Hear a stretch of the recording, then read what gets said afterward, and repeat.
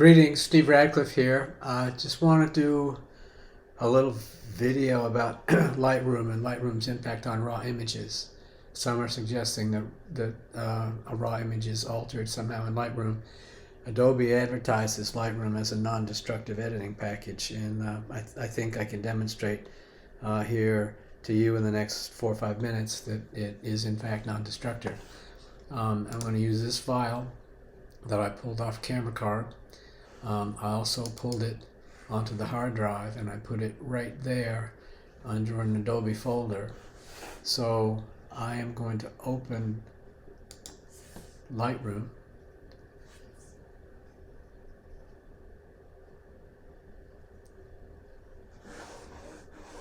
I am going to go to library mode, import,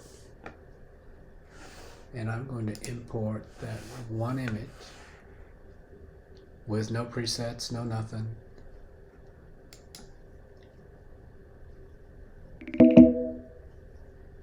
And so it's in, this is full frame, this is what it looks like. In develop module, I'm going to make some changes to it that will be readily obvious to anybody that's paying attention. I'm going to take this to 1:1 square, only because that's what I do with the cat's faces, the close-ups when I do them for the shelter. This is really the only raw file stuff I had still on the camera card. So I'm going to set a white balance, or set a white point and a black point. I am going to do color grading for what that's worth. This is not something you're really going to be able to see much of. I'm going to apply the lens correction, the profile to this image and all the rest. I'm also going to perhaps just flip it upside down so that we really know what we're looking at here. I'm going to take this image, now that I played with it just a little bit, I'm going to export it as a JPEG. I can call it Steve's Folly. I'm going to export it as a JPEG at 4,000 on the long side. We all know what that is. And straight to examples in that folder you just looked at. So there's the JPEG going out. We know very well that it's going to show up upside down and all the rest of it. I am now going to export that same file to the same folder. I'm going to modify the name some. Probably don't have to do this since it's going to be raw, but I'm going to name it that. I'm going to go back here to this drop down and I'm going to select original, and that takes away all my options to change any of it. So I'm going to export that raw image to that same folder.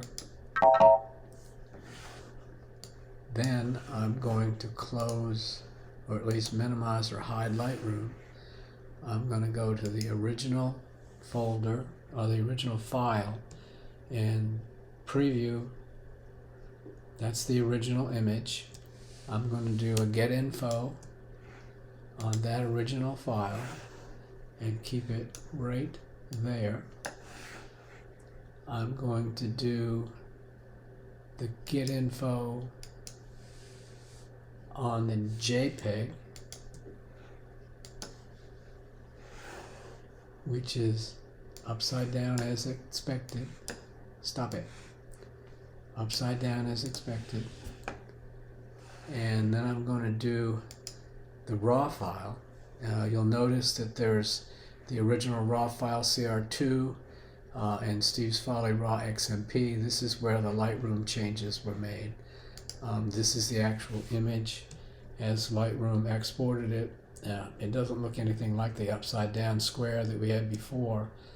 I'm going to do get info to this one, and we're going to line them up and see what we can do.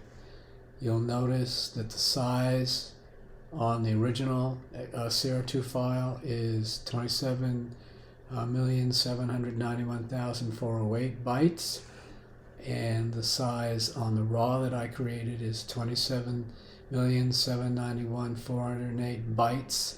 The February 9 date, 2022 for created and modified is the same as created and modified for the original file that I hadn't touched. This one is the JPEG. The size is only 7 million. The date is February 28th, which is today, and the dimensions are different. The dimensions are the same for both the original RAW and the RAW out of Lightroom with the name. So there is absolutely no change in this image other than it's got a name on the front end of it. So I'm going to hope that this dispels the rumor that Lightroom touching a RAW file alters the RAW file, because it doesn't.